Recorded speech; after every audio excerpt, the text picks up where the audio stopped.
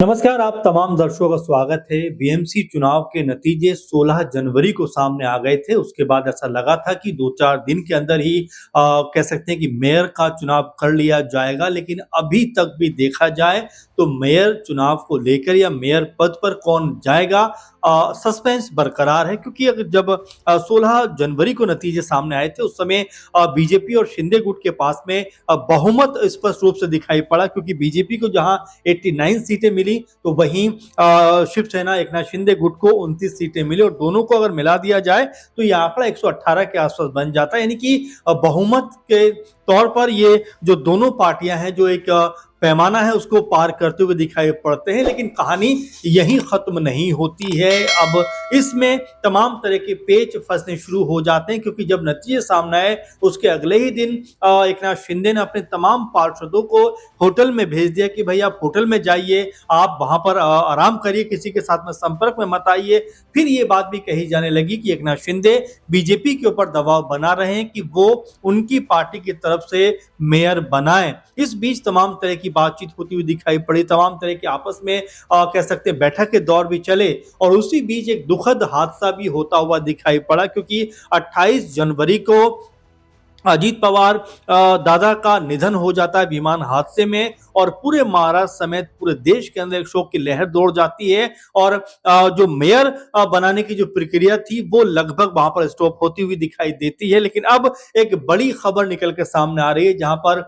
कहा जा रहा है कि 11 फरवरी को मेयर और डिप्टी मेयर का चुनाव किया जाएगा। ऐसे में बीजेपी की तरफ से गाइडलाइन तय की गई है कि कोई भी उनका पार्षद जो है मुंबई से बाहर जाने ना पाए। साथ में एकनाथ शिंदे की पार्टी की तरफ से भी ये गाइडलाइन तय की गई है, व्हिप जारी किया गया है कि कोई भी पार्षद 15 फरवरी तक मुंबई से बाहर ना जाए। ऐसे में अब बड़ा सवाल ये बन जाता है कि क्या अब ये मानकर चला जाए कि मेयर और डिप्टी मेयर का जो चुनाव है या जो नाम है यहाँ पर वो फाइनल होता हुआ दिखाई पड़ेगा, क्योंकि अभी भी कोई भी पुख्ता तौर पर ये जानकारी नहीं है कि इन्हीं को मेयर बनाया जाएगा, इन्हीं के नाम पे मेयर पद की मोहर लगेगी। ऐसे में कई तरह की चीजें उभरती हुई दिखाई पड़ती हैं। महाराष्ट्र के लिहाज से देखा जाए कि क्या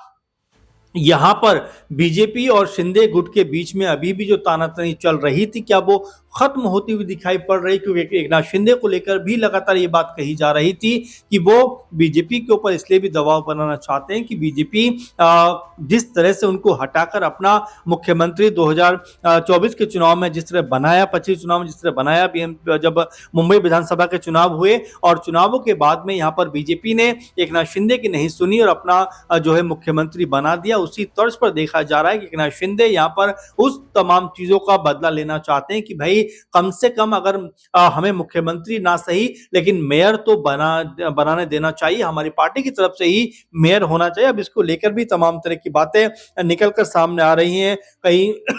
देखा जा रहा है कि व्हिप जारी किया जा रहा है, कहीं पे अपने पार्षदों से कहा जा रहा है कि भाई आप 15 फरवरी तक बाहर मत जाइए। ऐसे में सवाल वही उठकर सामने आते हैं कि क्या जो तमाम पार्षद इन पार्टियों, दोनों पार्टियों के हैं, क्या अपने अपने दलों के साथ में हैं, या फिर इसमें भी कोई कह सकते हैं खेला होता हुआ दिखाई पड़ सकता है। कोई जो संभावना है उसके मद्देनजर क्या कोई यहाँ पर पॉलिटिकल तौर पर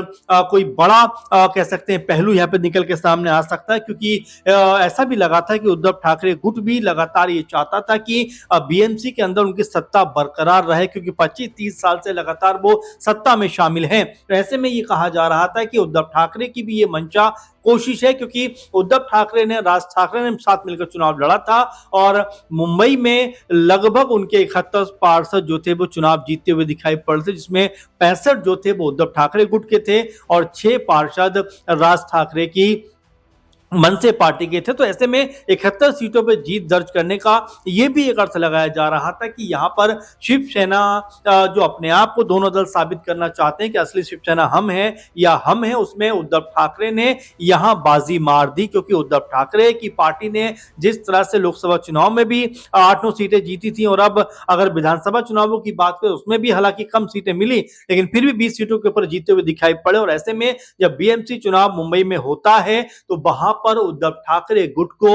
65 सीटें मिलती हैं, जो शिंदे गुट से कहीं ज्यादा हैं। क्योंकि आपको याद होगा कि शिंदे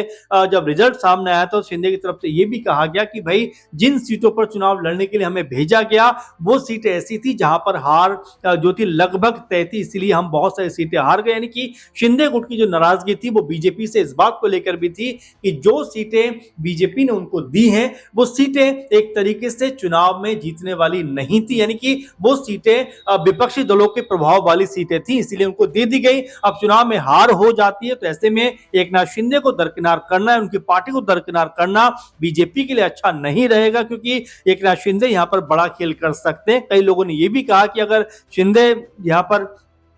कुछ अलग रुख दिखाते हैं तो उद्धव ठाकरे गुट के संपर्क में भी बीजेपी है, उनको भी यहां पर इन करती हुई दिखाई पड़ सकती है। अगर हम विधानसभा चुनावों के आंकड़ों पे बात करें तो 130-32 बीजेपी के पास है और शिंदे जो कह सकते हैं कि उद्धव ठाकरे गुट के पास में 20 विधानसभा सीटें हैं। अगर शिंदे गुट अलग भी हो जाते हैं और उद्धव ठाकरे की एंट्री हो जाती है तो यहां पर आंकड़ा जो है वो बहुमत से काफी आगे चला जाएगा, क्योंकि बहुमत के लिए 145 सीटें चाहिए, 142-43 सीटें चाहिए, 44-45 सीटें चाहिए। ऐसे में दोनों को मिला दिया जाए तो ये आंकड़ा उससे प्लस हो जाता है। इसके अलावा अगर लोकसभा चुनाव की बात भी करें तो वहां पर भी 8-9 सीटें शिवसेना उद्धव ठाकरे के पास में, 6-7 सीटें जो है एकनाथ शिंदे के पास में, तो वहां पर भी कोई दिक्कत नहीं होगी। तो यही भी कहा जा रहा था कि क्या यहां पर भी कोई संभावना बनती हुई दिखाई पड़ सकती है। लेकिन अब जब 11 तारीख तय हो गई है, 11 तारीख को ये मेयर का चुनाव होने वाला है, तो क्या यहां पर अब